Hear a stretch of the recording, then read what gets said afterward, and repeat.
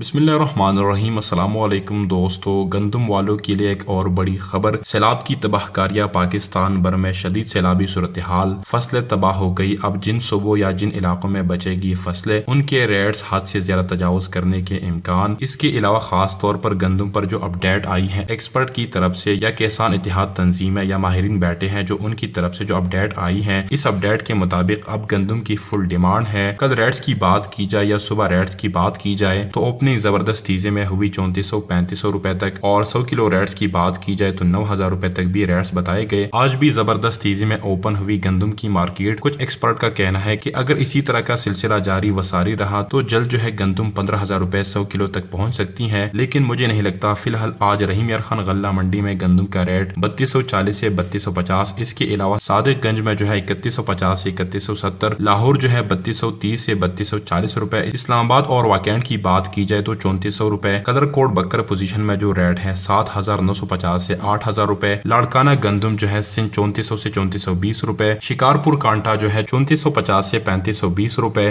ہارون آباد جو ہے وہ 3015 سے 3051 روپے۔ مارکیٹ جو ہے فل گرم ہے، ارائیول بھی دن بدن کم ہوتی جا رہی ہے۔ مزید اس طرح کی صورتحال رہی تو واقعی میں چکے لگ سکتے ہیں گندم والوں کے، اور اسی کے ساتھ یہ کہ گندم کی جب کاشت ہوگی یعنی 2026 کی فصل کی تو اچھی ریٹ سامنے آنے کے امکان ہے۔ مزید جو بھی اپڈیٹ ہوگی سب سے پہلے آپ کو اسی چینل پر مل جائے گی۔ تو اب تک کے لیے اتنا ہی کافی ہے۔ اللہ حافظ۔